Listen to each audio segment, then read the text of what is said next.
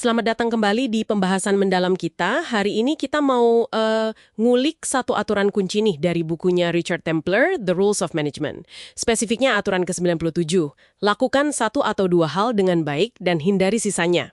Nah, sumber kita langsung dari bab itu. Jadi, misi kita hari ini gimana ya? Kita coba pahami kenapa sih fokus ke kekuatan inti itu penting banget dalam manajemen.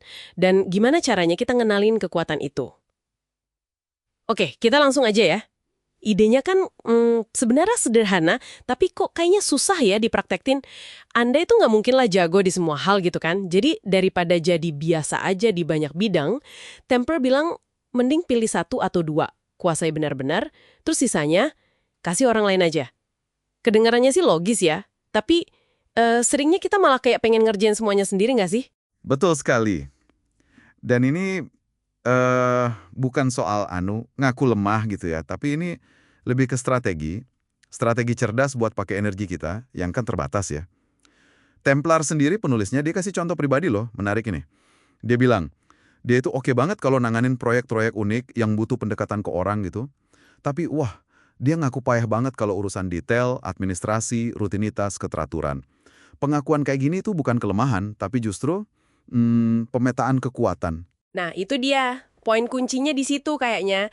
Bukan soal mana yang lebih oke, jadi orang detail atau orang konsep, bukan itu. Tapi soal jujur aja sama diri sendiri. Gue ini paling mantep di mana sih?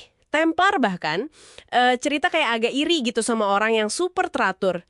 Ini kan nunjukin dia beneran mengakui ada perbedaan keahlian. Saya jadi mikir, jangan-jangan banyak dari kita tuh suka ngerasa bersalah kalau nggak bisa sesuatu.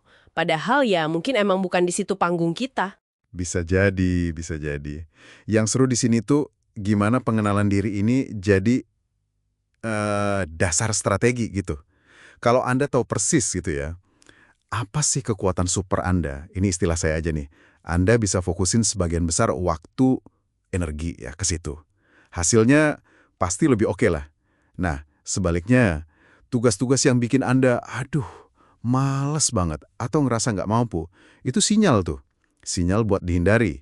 Atau idealnya ya delegasiin aja ke orang yang emang jago di bidang itu. Ini bukan cuma soal efisiensi pribadi loh, tapi juga soal opportunity cost. Pernah dengar kan? Oh iya, opportunity cost. Jadi Ya, waktu yang kita pakai buat susah payah di area lemah kita, betul. itu waktu yang hilang buat ngasah atau pakai kekuatan kita yang sebenarnya. Sayang Hmm. kan? Wah bener juga ya, ngena banget itu soal opportunity cost.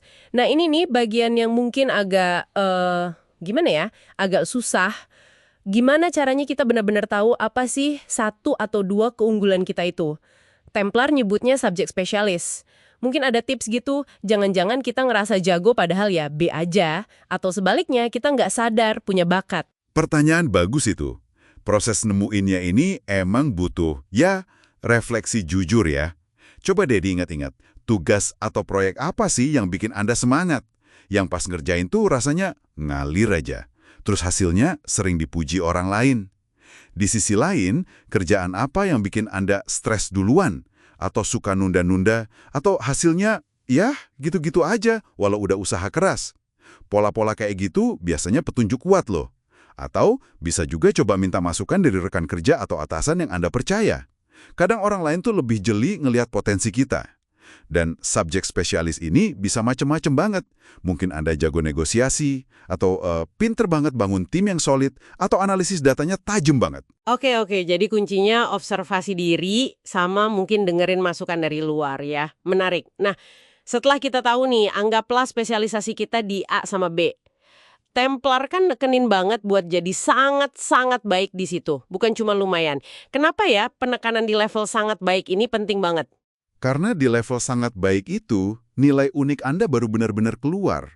Kalau cuma lumayan, ya gampang diganti orang lain kan? Tapi kalau Anda ahli banget di satu atau dua area itu, Anda jadi aset. Aset berharga buat tim atau perusahaan. Ini juga bikin ekosistem kerja jadi sehat. Kalau semua orang fokus ngasah dan pakai kekuatannya masing-masing, tim atau organisasi secara keseluruhan jadi jauh lebih kuat kan? Bayangin aja tim bola. Semua pemainnya mau jadi kiper sekaligus jadi striker. Ya kacau balau pasti. Tiap orang perlu main di posisinya yang paling pas. Satu atau dua area di mana Anda bisa jadi luar biasa. Kedua, ya curahkan fokus sama energi terbesar Anda ke sana.